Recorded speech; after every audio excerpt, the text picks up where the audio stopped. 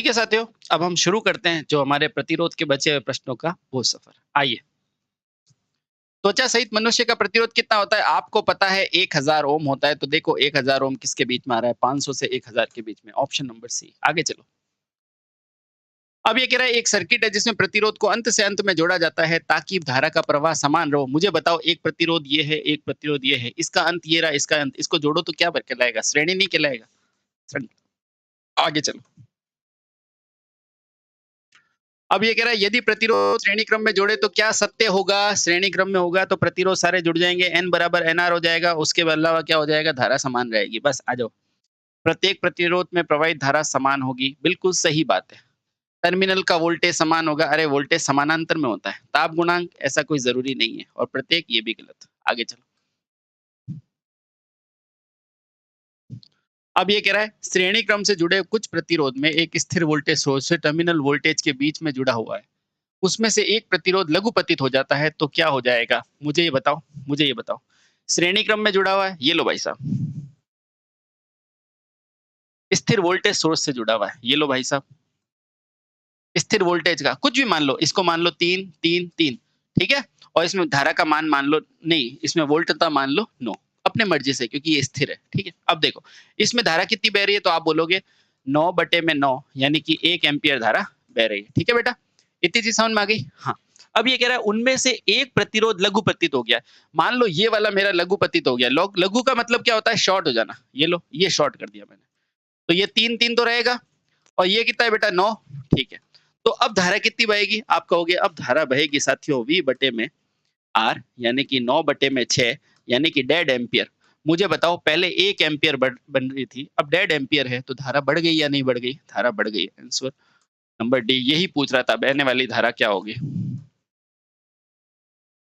अब ये कह रहा है निम्नलिखित में से किस कनेक्शन में प्रतिरोध प्रथम टर्मिनल दूसरे से जुड़ा होता है? अभी समझाया था किससे होता है। देखो, सभी का प्रथम जुड़ा होता है। ये प्रतिरोध, ये प्रतिरोध, ये सबका पहला टर्मिनल, दूसरा, पहला, दूसरा, पहला, दूसरा। अगर इसका सबका पहला जोड़ दिया जाए तो मुझे बताओ, और दूसरा जोड़ दिया जाए, समानांतर नहीं होगा? हाँ।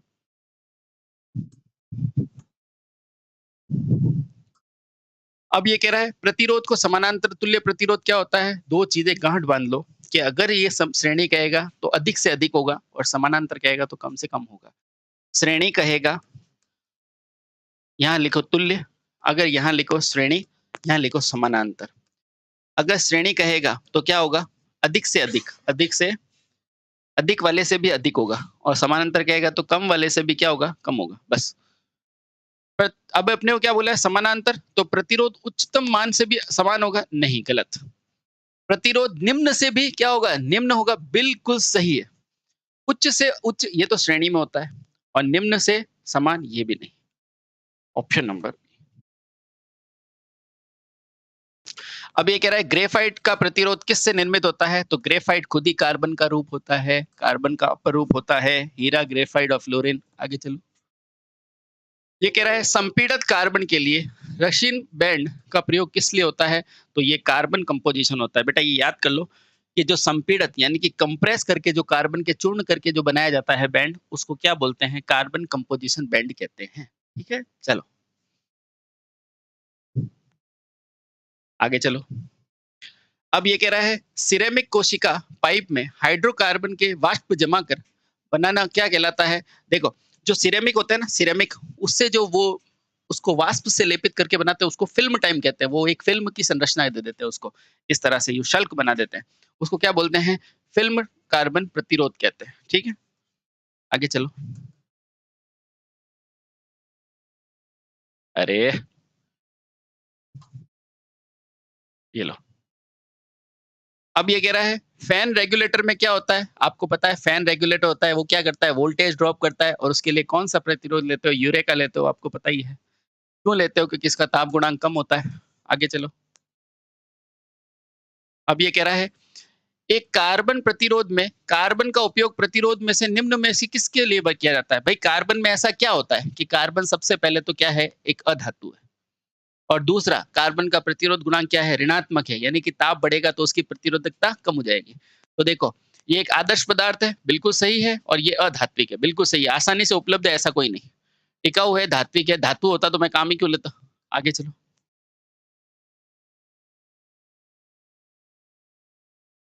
चर रोधक यानी कि वेरिएस्टर, वही वेरिएबल प्रतिरोध क्या होता है? सिंपल सी बात है, एक एक वोल्टेज निर्भर प्रतिरोध है, वीडीआर है, ठीक है? जैसे रेगुलेटर। धारा निर्धर निर्धर धारा निर्भर प्रतिरोध नहीं है, वोल्टेज निर्भर डायोड भी नहीं है और ये भी नहीं है, ठीक है? तो वोल्टेज निर्भर प्रतिरोध है, वीडीआर है, क्या? वेरिएस्टर। और एक चीज और ध्यान रखना, ये क्या है? अरेखीय, ठीक है? अरेखीय है। आगे अब ये कह रहा है खाली जगह का प्रतिरोध तापमान में परिवर्तन के लिए अत्यधिक प्रभावित होता है, तो वो एक ही होता है एनटीसी, थर्मल रजिस्टर, जिसको बोलते हैं थर्मिस्टर, ठीक है? थर्मिस्टर उसका सही जवाब है। आगे चलो। जिस ताप पर प्रतिरोध में अ, जिस प्रतिरोध में प्रतिरोध वृद्धि करने के साथ तापमान में वृद्धि होती है, उसे क्या बोलते हो? उसे ही तो सेंसिटर कहते हो। ये देखो, सेंसिटर का ताप गुणांक क्या होता है? पीटीसी। पीटीसी का मतलब क्या है? ताप बढ़ाओगे तो प्रतिरोध बढ़ जाएगा, ठीक है? और ये वेरिएस्टर और ये थर्मिस्टर होते हैं ना, ये होते हैं बेटा एनटीसी। इनमें क्या होता है? ताप बढ़ाने पर प्रतिरोध क्या हो जाता है? कम हो जाता है। और ये जो एलडीआर होता है ना बेटा, इसमें क्या होता है? लाइट बढ़ाओगे ना, तो मेरा प्रतिरोध क्या हो जाएगा? कम हो जाएगा। तीनों समझो। एक होता है सेंसिटर, वो होता है पीटीसी, यानी कि ताप बढ़ाओगे तो प्रतिरोध क्या हो जाएगा? बढ़ जाएगा। एक होता है एनटीसी, यानी ताप बढ़ाओगे तो प्रतिरोध घट जाएगा, वो होता है वेरिएस्टर। और एक होता है एलडीआर, यानी कि ताप बढ़ाओगे तो मेरी प्रतिरोध क्या हो जाएगा? घटेगा और लाइट बहने लग जाएगी, ठीक है? बस ये ध्यान रखो बेटा, ये देखो। ठीक, आगे चलो। अब ये क्या कह रहा है? 10 मिलियन ओम किसके बराबर है? 10 मिलियन, 10 को 10 लिखा और मिलियन क्या होता है? कैपिटल एम और ओम। ये लो बेटा। अब ये कह रहा है विनिर्माण यानी कि कंस्ट्रक्शन में जो केबल का इंसुलेशन अगर 2500 है प्रति किलोमीटर है, तो 200 में कितना होगा? बेटा हमेशा ध्यान रखो, जब भी मेरे को आर ऑफ इंसुलेशन कहेगा, आर ऑफ इंसुलेशन, यानी कि मेरे को कुचालक का प्रतिरोध का पूछेगा, तो उसका कैसा संबंध होता है? लंबाई के व्युत्क्रमानुपाती होता है। कैसा होता है? लंबाई के व्युत्क्रमानुपाती। ये प्रतिरोध नहीं है बेटा, प्रतिरोध का तो समानुपाती होता है, ये इंसुलेशन का है। तो मैं इसको कह सकता हूँ R1 बटे में, ये R कौन सा है? इंसुलेशन, बटे में R2 बराबर, ये देखो नीचे, इसलिए मैं कह सकता हूँ L1 अपॉन L2, कह सकता हूँ? हाँ सर, ये R इंसुलेशन है, फिर कह रहा हूँ। तो R कितना है? 250 कितना है? Mega ohm. और R2 कितना है? देखो, अब निकालना है मेरे को R2, ठीक है? तो R2 रख दो। L1 कितना है? देखो बेटा, प्रति किलोमीटर कितना है? प्रति किलोमीटर, यानी कि कितना? 1000 मीटर पे। और इसको कितने पे चाहिए? 200 मीटर पे चाहिए। तो देखो आराम से चलो, कैसे करोगे? इस जीरो से ये जीरो कट जाएगा, ये जीरो से क्या कट गया? ये जीरो कट गया, और दो की टेबल से कटेगा कितनी बार जाएगा? 50 बार। तो यहाँ से मैं R2 को इधर भेज दूं? हाँ भेज दो सर। ये 50 इधर आ जाएगा, तो 25 इंटू 50 मेरा कितना आ गया बेटा? 1250। और ये मत भूलना, ये मेगा ओम है, मेगा ओम है। तो ऑप्शन नंबर सी मेरा बिल्कुल सही है। आगे चलो। अब ये कह रहा है यदि 15 ओम, 20 ओम और 35 ओम के तीन प्रतिरोध को श्रेणी में जोड़े तो तुल्य कितना हो जाएगा? तो श्रेणी में इन तीनों को जोड़ दो, 15 प्लस 20 प्लस 35, बेटा जोड़ दो इनको। तो ये कितना हो जाएगा? 3 2 5 और एक 6 और एक 7, यानी कि 70 ओम। Option D. अब ये क्या कह रहा है? दिया गया सर्किट में R1 खोजो, बेटा दिख नहीं रहा है तो मैं लिखता हूँ ये R1 है, ये निकालना है। R2 कितना दिया हुआ है? ये रहा R2 कितना है? 6। और टोटल कितना दिया हुआ है? 3। मुझे बताओ ये दोनों समानांतर में है? हाँ, तो आप बोलोगे 3 बराबर R1 R2 बट्टे में क्या हो जाएगा? R1 plus R2। तो यहाँ से मैं 3 बराबर R1 कितना है? R1, R2 कितना है? 6 बट्टे में क्या हो जाएगा? R1 प्लस 6, यही हो जाएगा। अब यहाँ से वैल्यू उठाओ बेटा, सबसे पहले 3 उठाओ। तो यहाँ मैं लिखूंगा 3 इंटू 6 बटे 3 प्लस 6 9 हो गया। 3 से ये क्या कटेगा? 3 बार। बेटा ये तो 2 आया, क्या 2 बराबर 3 होता है? नहीं। तो ये मेरा आंसर हो नहीं सकता। आगे चलो। अब मैं रखूंगा 6। तो जब मैंने लिखा तो 6, तो R1 की जगह 6 रख रहा हूँ, है ना? R1 इंटू 6 बटे 6 प्लस 6, यानी कि कितना हो गया? 36 बटे 12। बेटा ये 3 हो रहा है, देखो 3 बराबर 3, तो यही मेरा आंसर है। क्वाड्रेटिक इक्वेशन मत बनाना यहाँ पर। आगे अब ये कह रहा है यदि 30 ओम का प्रतिरोध है और 60 को समानांतर में जोड़े तो तुल्य कितना हो जाएगा? आपको पता है 30 इंटू 60 बटे में 30 प्लस 60, मेरा आंसर कितना आ जाएगा? 30 इंटू 60 बटे में क्या हो जाएगा? 90। तो ये कितना हो जाएगा? 3। ये कितना हो जाएगा? 20 ओम मेरा आंसर। Number A. अब ये कह रहा है यदि प्रतिरोध 5 ओम और 5 ओम में समानांतर में जोड़े तो R कितना हो जाएगा? मुझे पता है R/2 समानांतर में अगर समान है तो 5 है कितने 2, तो आंसर कितना हो जाएगा 2.5। ठीक है बेटा? इससे आसान क्वेश्चन में ऐसा ही उड़ाना है अपने को। आगे चलो। अब ये कह रहा है 2 प्रतिरोध है R1 और R2 श्रृंखला में जुड़े हुए हैं। अगर तुल्य कितना है 4.5 है, समानांतर में जुड़े 1 है तो दोनों कितना होंगे? मुझे बताओ। R1 प्लस R2 कितना होना चाहिए? तो आपने बोला है 4.5। और अगर ये समानांतर में जोड़े तो R1 R2 बट्टे में R1 प्लस R2 मेरे को कितना चाहिए? 1 चाहिए। अब देखो बेटा, इनमें से वैल्यू रखो, दोनों का योग कितना होना चाहिए? 4.5। देखो इन दोनों को जोड़ो, 3 और 4 7 होते हैं, होगा क्या? नहीं, ये तो 7 होगा। ये क्या है? 3 और 9 कितने होते हैं? 12, ये भी नहीं हो सकते। ये देखो बेटा, 1.5 और 3 कितने हुए? 4.5 हो गए। 4.5 बेटा ये आंसर हो सकता है। 1.5 और ये तो 2 ही है, तो मेरे को सॉल्व करने की जरूरत नहीं, ऑप्शन नंबर सी सही है। ठीक है बेटा, इसी स्पीड से आपको सवालों को हल करना है। आगे आओ। अब ये कह रहा है 3 ओम के प्रतिरोध एक त्रिभुज पर है, तो त्रिभुज के किन्हीं 2 शीर्षों का मध्य प्रतिरोध। बेटा ये बना दिया, ये 3 है, ये 3 है, ये 3 है, यहाँ पर निकालना है। बेटा यहाँ से मैं करंट डालूंगा तो ये I1 I2 2 भागों में बढ़ जाएगी। ये दोनों क्या है? श्रेणी में। तो ये कितना हो गया? 3 और 3 6, और नीचे क्या हो गया बेटा? देखो ये 3। तो अब ये दोनों समानांतर में है, तो वैल्यू क्या हो जाएगा? 6 × 3 बटे 6 + 3 यानी कि 9।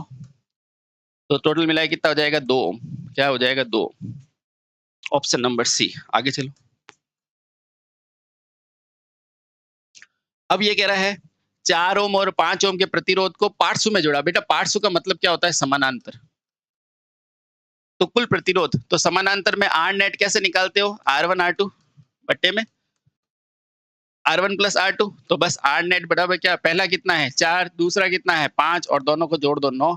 तो R नेट बराबर क्या हो जाएगा? 4 पंजे 20, 20/9 ओम। देखो 20/9 ओम कहाँ है? 20/9, 20/9, अरे 20/9 तो है ही नहीं। वापस दे देखो, कोई गलती तो नहीं की? 4 और 5 के 3 प्रतिरोधों को देखो बेटा, हो गई ना गलती? देखो, इसलिए आराम से करते हैं इसको, आराम से। ये क्या कह रहा है? तो देखो बेटा, ऐसे प्रश्न में अब देखो, आपसे एग्जाम से पहले मैंने आपको गलती करके बता दी, क्योंकि ताकि आप गलती ना करो। अब आओ, अब ये क्या पूछ रहा है? आराम से देखो। 4 और 5 ओम के कितने? 3। ये देखो, ये है 4 और 5 ओम के कितने? 3। 5, ये कितना है? 5, और ये कितना है? 5। 4 और 5 ओम के 3 प्रतिरोध पार्श्व में जुड़े हुए हैं। 4 और 5 ओम के 3 प्रतिरोध पार्श्व में जुड़े हुए हैं। इसका मतलब ये है क्या? नहीं, इसका भी मतलब ये नहीं है। तो देखो, ये भी गलत है। अब देखो, वापस वापस पढ़ो इसको। 4 और 5 ओम के 3 प्रतिरोध पार्श्व में जुड़े हुए हैं। इसका मतलब 3 तो ये हो गए और 1 4 ये। अरे 3 तो ये हो गए और 1 4 ये।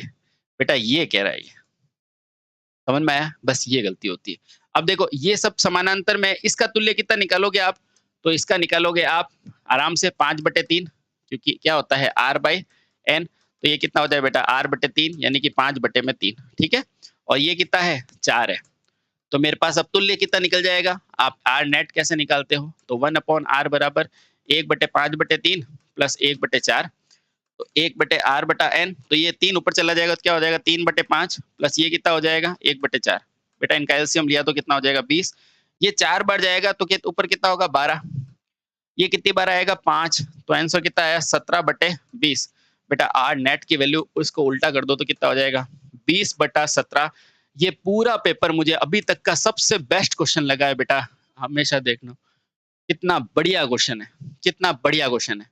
इसको आराम से देखो और आराम से पढ़ो। 4 ओम और 5 ओम के 3 को पार्श्व में जोड़ा है, ये 5 को जोड़ा और 4 भी इसके पार्श्व में है। ठीक है? देखो बेटा, बहुत शानदार क्वेश्चन है, तो देखना, है ना? इस तरह की मिस्टेक मत करना। और हमें एग्जाम के प्रेशर में ये मिस्टेक होती है, इसलिए आपको बता रहे हैं।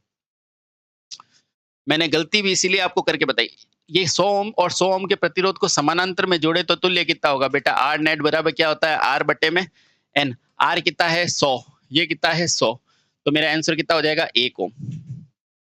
ऑप्शन नंबर सी। ये लो, आगे चलो। ये देखो, अच्छा क्वेश्चन है ये भी। अब ये कह रहा है निम्न में से R का मान ज्ञात करना है। इस R का मान ज्ञात करना है, मेरे पास एम्पियर कितना है? 2। तो यहाँ पे मैं क्या लगा दूं, नोडल लगा दूं, ये V मान लो। बेटा यहाँ से मैं मान लेता हूँ, यहाँ से मेरी करंट जा रही है, यहाँ से भी जा रही है, ठीक है, इस पॉइंट पे। तो देखो यहाँ से पकड़ो, V माइनस ऑफ 70 बटे में क्या हो जाएगा। अब देखो इसको ऐसे नहीं, ऐसे समझो, मानो यहाँ से करंट मेरी I1 जा रही है, यहाँ से I2 जा रही है, और ये तो 2 है ही। तो देखो मैं क्या लिखूंगा, जाने वाली current I1 plus I2 plus क्या हो जाएगा 2 बराबर क्या हो जाता है 0। आने वाली तो कुछ है ही नहीं यहाँ पर, तो बस I1 की जगह लिखो। देखो V बराबर क्या होता है IR, तो I बराबर क्या हो जाएगा V बटे में R। तो बस यहाँ पे क्या लिखोगे, V माइनस ऑफ 70 बटे में 5 प्लस यहाँ क्या हो जाएगा V बटे में 7 प्लस 2 बराबर 0। ठीक है, एलसीएम लोगे तो यहाँ एलसीएम कितना आएगा बेटा 35, ये 7 बार आएगा। कितनी बार आएगा 7 बार, तो ऊपर क्या हो जाएगा 7 V माइनस ऑफ 70, ये 5 बार आएगा तो 5V प्लस 2 बराबर 0। ये बेटा उधर चला जाएगा तो 0। अब इधर आओ, तो अपने पास क्या बचा 7V minus of 70 plus 5V बराबर क्या हो जाएगा, ये हो जाएगा माइनस ऑफ 2। ठीक है, अब इसको खोलो खोलो, ये हो जाएगा 7V minus of 490 plus 5V बराबर क्या हो जाएगा माइनस ऑफ 2। ठीक है, अब देखो 7 और 5 कितने होते हैं 12V बराबर, ये 490 उधर चला जाएगा तो 490 माइनस ऑफ 2 यानी कि 488, यानी कि वोल्टेज बराबर क्या हो जाएगा 488 बटे में 12। ठीक है, 488 बटे में 12, ये क्या आ गया बेटा वोल्टेज। अब मुझे निकालना क्या है, मुझे इस R का मान ज्ञात करना है। अब इस V का मान आ गया, तो यहां से मैं R की वैल्यू क्या लिख सकता हूँ, ये लिख सकता हूँ V बटे में 2 लिख सकता हूँ। कोई डाउट है क्या, अरे 2 एम्पियर करंट है। ठीक है, तो इधर ले आओ इसको, तो R बराबर मैं क्या लिख सकता हूँ V बटे में 2। V कितना है मेरे पास, ये रहा 488 बटे में 2, तो ये रहा, और 12 ये रहा। ठीक है, अब बस इसको काट दो, 2 से इसको काटा तो कितना हो जाएगा 244। अब बस, अब देखो इसको पूरा नहीं सॉल्व करते बेटा, अब इसको लगभग देखो, ये लगभग कितना है इसका 20 के आसपास है वैल्यू। 4 का 7 720 प्लस ये 5, बस इसको आप सॉल्व कर लेना, ये आंसर आ जाएगा बेटा। आंसर ये नहीं आएगा, आंसर ये नहीं आएगा, आंसर लगभग लगभग 20 ही आएगा इसका। ठीक है, चलिए ये आंसर देख लेना इसका, आगे चलो सॉल्व ऐसा ही होगा। अब ये है मानव शरीर का औसत प्रतिरोध कितना होता है, सबको पता होता है 1000 ओम। आगे चलो, जब प्रतिरोधों को श्रेणी क्रम में जोड़ा जाता है तो तुल्य प्रतिरोध में धारा क्या रहेगी, धारा हमेशा समान रहेगी, और समान को क्या बोलते हो, अचर बोलते हो। चर यानी कि प्रतिरोध, अचर यानी कि स्थिर। कैसी रहेगी, स्थिर रहेगी। अचर को ही बोलते हैं स्थिर, यहाँ लिख देता हूं मैं, अचर यानी कि स्थिर यानी कि समान। ठीक है, और समानांतर में क्या होता है, वोल्टता समान होती है, खत्म। अब ये कह रहा है प्रतिरोध को श्रेणी में जोड़े तो क्या रहेगी, धारा हमेशा समान रहती है, ऑप्शन नंबर बी। आगे चलो, अब ये कह रहा है 2 ओम 3 ओम और 6 ओम को कहा जोड़ा है, समानांतर में जोड़ा है, तो तुल्य तो कैसे निकालोगे, 1/2 1/r यानी कि r तुल्य बराबर 1/2 प्लस 1/3 प्लस 1/6। ठीक है, 1/r, इनका एलसीएम लो तो बेटा कितना आ जाएगा 6। 2 की टेबल में 6 3 बार, 3 की टेबल में 6 2 बार, और 6 की टेबल में 6 1 बार, तो आंसर हो जाएगा 6/6, यानी कि r की वैल्यू आ गई 6/6, यानी कि ये 1 ओम। ये लो बेटा। अब ये कह रहा है कौन प्रतिरोध में परिवर्तन ओम प्रति डिग्री सेंटीग्रेड से प्रभावित होता है, वो ताप गुणांक होता है, क्योंकि अल्फा ही तो होता है बेटा 1/डिग्री सेंटीग्रेड। ये लो, अब ये कह रहा है 2 टर्मिनल वाले प्रतिरोध क्या कहलाते हैं, थर्मिस्टर कहलाते हैं, जो क्या होते हैं एनटीसी होते हैं, यानी कि ताप बढ़ाने पर प्रतिरोध घट जाता है इनका। आगे चलो, अब ये कह रहा है 10% सहायता, यानी 10%। अब मुझे बताओ 10% किसका होता है, तो अब आप बोलोगे ये मुझे याद हो गया सर, ये रजत का होता है, रजत का होता है। तो देखो रजत कहाँ है, रजत कोई बोलते हैं चांदी, तो क्या ये सोना हो सकता है क्या, नहीं, सोना 5% होता है। क्या सोना हो सकता है क्या, सोना 5% होता है। तो आंसर या तो ये होगा या ये होगा। अब देखो पहला अगर देख लूंगा तो मेरा आंसर आ जाएगा, तो ये क्या है 4। फटाफट से देखो बी, बी और ये रॉय, यानी कि 0 1 2 और ये 3 और ये 4। 4 पे कौन सा कलर होता है साथियों, 4 पे होता है पीला कलर, 4 पे होता है पीला कलर, तो मेरा आंसर क्या होगा पीला। 10% के साथ, 10% के साथ, 10% के साथ, तो यही होता है बेटा, ये नहीं है, आंसर यही होगा पीला बैंगनी। ठीक है, चलिए ऑप्शन नंबर सी, क्योंकि अगर ये 5% सोने जैसा होता तो 5% होता, ये तो 10% है। आगे चलो, अब ये कह रहा है 10 ओम के चालक में अगर व्यास को क्या कर दिया इसने, दुगना कर दिया, तो नया प्रतिरोध। देखो बेटा इस प्रश्न को आराम से करना है ना।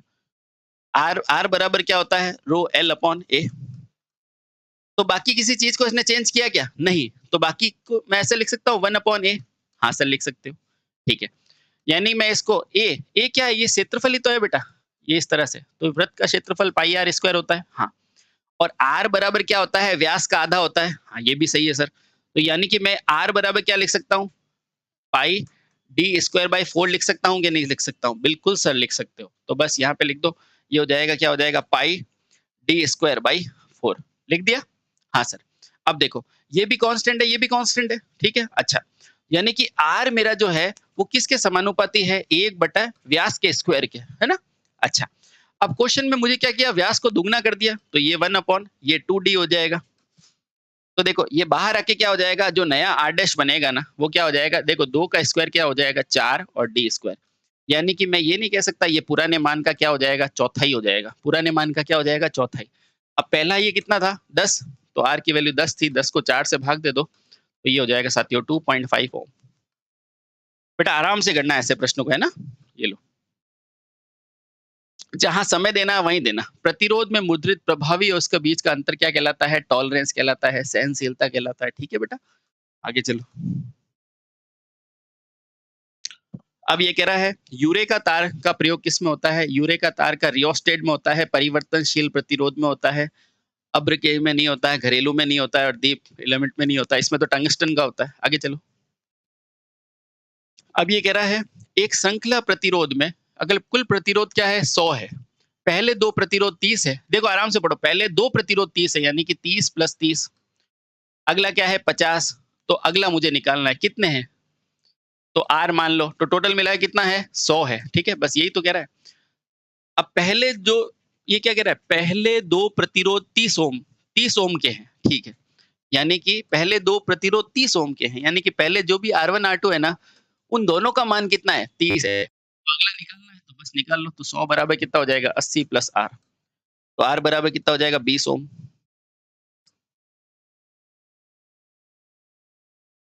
अब ये कह रहा है निम्न में से कौन सा प्रतिरोध का प्रभाव प्रकार है, वायर बाउंड होता है, कार्बन होता है, धातु है, बेटा ये सारे ही इसके प्रकार है। ऑप्शन नंबर डी मेरा बिल्कुल सही जवाब है। आगे चलो।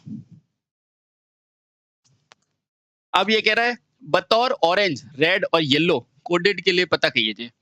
ऑरेंज का कितना होता है, आप बोलोगे ऑरेंज का होता है सर 3, रेड का कितना होता है 2, और येलो का कितना होता है 4। बस आंसर आ गया। देखो बेटा 3 इंटू 10 की घात 4, क्या ये ऑप्शन में है क्या, ये 3 नहीं है, ये नहीं हो सकता, ये नहीं हो सकता, इनमें से कोई होगा, ठीक है। अब देखो बेटा 32 है और ये है, और आंसर देखो किलो में दे रखा है, ठीक है। तो इसको मैं ऐसे भी लिख सकता हूँ 320 इंटू 10 की घात 3। हाँ सर ये भी लिख सकते हो, यानी कि 320 किलो ओम। तो ऑप्शन नंबर मेरा क्या हो जाएगा, ई सही हो जाएगा।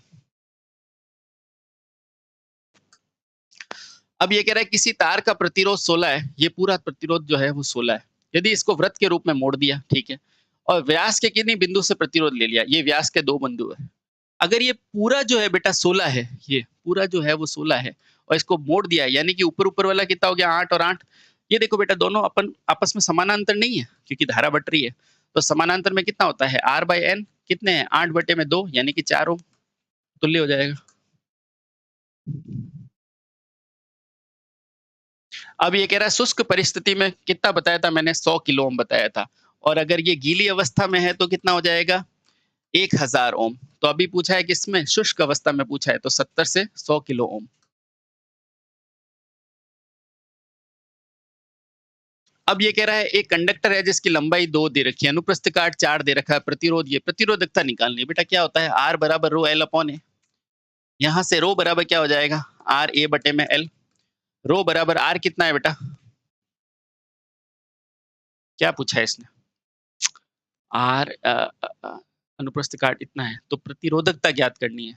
प्रतिरोध, अच्छा प्रतिरोधकता तो रो ज्ञात करना है, ठीक है। तो ये रहा प्रतिरोध कितना है, 2 इंटू 10 की घात माइनस 8। ए कितना है बेटा, देखो 4, और एल कितना है 2, बस इसको काट दो, ये आ गया। तो रो बराबर क्या हो जाएगा, 2 दूनी 4, 4 इंटू 10 की घात minus 8 ohm into metre. Option number C. अब देखो ये कह रहा है सिलिकॉन स्लैब की लंबाई दे रखी है इतनी, अनुप्रस्थ काट दे रखा है 1 सेंटीमीटर, प्रतिरोध कितना होगा यदि अनुप्रस्थ काट ये विशिष्ट प्रतिरोध दे रखा है। R बराबर क्या होता है रो L अपॉन A, ठीक है। क्या ज्ञात करना है? प्रतिरोध ज्ञात करना है। तो रो कितना दिया हुआ है? तो ये दिया हुआ है 55,000 और वो भी किसमें? सेंटीमीटर। बेटा ये छुपा हुआ है देखो। ऐसी चीजों का विशेष ध्यान रखा करो। ये वीडियो कोर्स यहाँ पे मदद करते हैं कि आप पहचानना सिखाते हैं ये रेसी। तो ये कितना है 10 की घात -3 है ना। ए कितना है देखो 0.2, फिर से देखो ये सेंटीमीटर लिखा हुआ है 10 की घात -3 डिवाइडेड बाय ये सेंटीमीटर स्क्वायर यानी कि 10 की घात -2। अरे सेंटीमीटर है, रुको, तो ये -2 होगा। सेंटीमीटर यानी कि 10 की घात -2, ये भी क्या है -2। ये क्या है इंटू 10 की घात -2 डिवाइडेड बाय ये कितना है सेंटीमीटर का, यानी 10 की घात -2 का होल स्क्वायर। क्यों? क्योंकि ये क्षेत्रफल है। ठीक है, अब आओ तो R बराबर, तो ये कितना हो जाएगा देखो 55, इसको मैं 10 की घात 3 ले लूं, लिख दूं? हाँ सर लिख दो। ये 10 की घात -2, ये 0.2 है, ठीक है। इस 0.2 को मैंने यहाँ लिखा इंटू 10 की घात -2, ये नीचे क्या है 10 की घात -4। बेटा ये देखो ये कैंसिल, ये कैंसिल, ये कैंसिल, कैंसिल। अब देखो इस 0.2 को जब मैंने ये 0 उड़ाया तो नीचे आ गया 10, ये 2 से करेंगे तो R की वैल्यू क्या आ जाएगी 1100। R की वैल्यू क्या आ जाएगी 1100। अब देखो 10 की घात एक तो ये ऊपर बची है, एक नीचे बची है, तो यहाँ से मेरा आंसर क्या आ जाएगा 11,000, 11,000। Option number A. अब ये कह रहा है यदि 30 ओम 15 ओम के समानांतर में जुड़े हैं तो संयुक्त कितना हो जाएगा, तो 1/R बराबर 1/30 प्लस 1/15 प्लस 1/5। 1/R बराबर क्या हो जाएगा, ये हो जाएगा बेटा 30, तो 1 प्लस 3 प्लस ये 6, 6 और 3 12, 6 और 3 9 और 1 10, 10 बटे में 30, यानी कि R की वैल्यू पलट दो इसको तो क्या हो जाएगा 30 बटे में 10, यानी R की वैल्यू क्या हो जाएगा 3 ओम। तो संयुक्त प्रतिरोध क्या होगा 3 ओम। अब 3 ओम दिया हुआ है, 3 ओम क्या 30 से ज्यादा होता है? नहीं। 3 ओम क्या 30 और इसके बीच में होता है? नहीं। इनके मध्य तो 5 ओम से कम होता है, ठीक है। और वैसे भी निकाल सकते थे, समानांतर में कम से कम होता है, तो आंसर आ गया ऑप्शन नंबर डी। आगे चलो, ये लो। अब ये कह रहा है दिए गए में ए और बी के बीच में प्रतिरोध, मुझे ये बता दो बस, यहाँ से जो करंट आएगी वो इसके साथ चली जाएगी कि नहीं। हाँ, तो ये क्या है, ये श्रेणी है बेटा, तो 1 और 1 कितना हुआ 2, तो यहाँ से आया 1, ये कितना आया 2, और 2 के साथ क्या लगा हुआ है 1, और बस यही तो पूछा है अपने को। ये 2 और 3 क्या है वापस समानांतर में, तो 2 इंटू 1 बटे 2 प्लस 1 यानी कि 2/3 ये है। तो अपने पास ये तो है 1 और ये क्या है 2/3, और यहाँ से मेरे को क्या निकला ए और बी, ये क्या है बेटा श्रेणी में, तो बस 2/3 प्लस 1 यानी कि क्या हो जाएगा 5/3, मेरे पास नेट आंसर हो जाएगा। और 5/3 को मैं क्या लिख सकता हूँ 1.66666 इस तरह से। आगे चलो, ये है तुल्य प्रतिरोध, देखना है बेटा। अब यहाँ से चलो, ये दोनों कैसे हैं सीरीज में, तो दोनों मिलाए कितना हो गया 2/2 यानी कि 1। ये सब क्या सॉरी ये दोनों क्या है पैरेलल में, तो 2/2 हो गया, ठीक है। ये भी पैरेलल में यानी कि 3/3 हो गया। बेटा क्या हो गया वापस से 1, तो मेरे पास बचा क्या, ये ए, ये हो गया 1, ये भी हो गया 1, और ये दोनों क्या आ गया सीरीज में, यानी कि 1 और 1 कितने हुए बेटा, हाँ 1 और 1 क्या हुआ 2, और ये बचा हुआ देखो बेटा 1, तो टोटल मिला के 1 2 और ये 3, तो 3 ओम मेरा फाइनल, बस खत्म। ये लो। अब ये कह रहा है समानांतर में जुड़े 20 10 और इसका समतुल्य, बेटा अब तो आप इसमें स्मार्ट बन चुके हो, 1/20 प्लस 1/100 प्लस 1/50, आसानी से आप कह सकते हो 100 एलसीएम लेके 5 प्लस 1 प्लस 2 यानी कि 8/100, यानी R बराबर में आप लिख सकता हूँ 12.5 आराम से। अब ये कह रहा है समानांतर से जुड़े 4 और 12 के बीच में समरूप कितने हो जाएंगे, तो R नेट बराबर R1 R2 यानी कि 4 इंटू 12 बटे में 4 प्लस 12, तो R नेट बराबर कितना हो जाएगा बेटा 4 इंटू 12 बटे में 16 यानी कि 4, आंसर क्या हो जाएगा R नेट बराबर 3 ओम। ये लो। अब ये कह रहा है दो विपरीत बिंदुओं पर समरूप रूप से प्रतिरोध की गणना कितनी है 4 है, और 12 समानांतर में जुड़े हो, तो 6 ओम का प्रतिरोध का क्रम किससे जुड़ा होता है। तो विपरीत बिंदु के समरूप प्रतिरोधी की गणना है करें, जो 4 ओम और 12 ओम में समानांतर जुड़े हुए हैं, ठीक है, और 6 ओम का एक प्रतिरोध से जुड़ा हुआ, ठीक है। तो इसके अंदर आप अब ये कह रहा है दो विपरीत बिंदु में समरूपी प्रतिरोध की घटना 4 और 12 किस में जुड़े हुए हैं समानांतर। ये देखो बेटा, ये है 4, ये है 12, ठीक है। और ये किससे जुड़े हुए हैं? 6 ओम के साथ श्रेणी में जुड़े हुए हैं, ठीक है। तो बस यही तो कह रहा है, ये विपरीत बिंदु और ये जुड़ा हुआ है। तो 4 और 6 कितने हो जाएंगे? तो 4 इंटू 12 बटे 4 प्लस 12 यानी कि 16, ये 4, ये हो जाएगा बेटा 3। तो ये हो जाएगा, यहाँ पे क्या हो गया 3 और ये कितना है 6। अब मुझे आप बताओ ये किस क्रम में है? तो श्रेणी में, तो 3 प्लस 6 बराबर 9 ओम मेरा आंसर। आगे चलो, ये लो, ये लो साहब, ये लो। जब कभी भी चालक ऊष्मा उत्पन्न करता है तो एक ही नियम है, जूल का नियम। क्या है सर? सर वो जूल का नियम H बराबर I square RT। Answer number B. चलो, ये लो। अब ये कह रहा है श्रेणी का कुल प्रतिरोध जुड़ता है सर, जुड़ता R1 plus R2 plus R3। ये समानांतर, ये भी नहीं, ये भी नहीं। Answer number A. फटाफट से चलो, ये लो। यदि एक तार का व्यास को क्या कर दिया? दुगना कर दिया, लंबाई स्थिर रखी, तो प्रतिरोध क्या हो जाएगा? देखो बेटा, R बराबर क्या होता है? रो L अपॉन A। इन सब में कोई परिवर्तन है? नहीं। व्यास से परिवर्तन है, तो लिखो 1 अपॉन व्यास क्या होता है? पाई डी स्क्वायर बाई 4। इसको कोई परिवर्तित नहीं, इसको कोई परिवर्तित नहीं। अब इसने क्या किया है? डी स्क्वायर, यानी कि R proportional to, inversely proportional to 1 upon D, यानी कि उसके 1 बटा डी स्क्वायर के व्युत्क्रम है। अब व्यास को इसने दुगना किया, तो देखो बेटा, इसने आर डैश में इसने क्या किया? 2d कर दिया, 2d कर दिया। तो मैं आर डैश बराबर क्या लिख सकता हूँ? 1 अपॉन 2 दूनी 4, तो 4d स्क्वायर, यानी कि पहले का मान का क्या हो गया? चौथाई हो गया। 4 गुना कम हो जाता है ना, वही चौथाई हो गया। ठीक है, आसान है। देखो, ये याद रख लो, अगर व्यास को अगर मैंने दुगना कर दिया तो क्या हो जाएगा? प्रतिरोध चौथाई हो जाएगा। ये कह रहा है यदि किसी प्रतिरोध को बाएं से दाएं पढ़ा जाता है, तो हम भी यही पढ़ते हैं। पीला, बैंगनी और लाल है, तो प्रतिरोध की देखो बेटा, पीला कितना होता है? बी डी रोए 0 1 2 3 4, यानी 4 होना चाहिए। फिर बैंगनी है, बैंगनी का कितना होना चाहिए? 7 होना चाहिए। फिर क्या है? लाल है, यानी कि 10 की घात 2 होना चाहिए।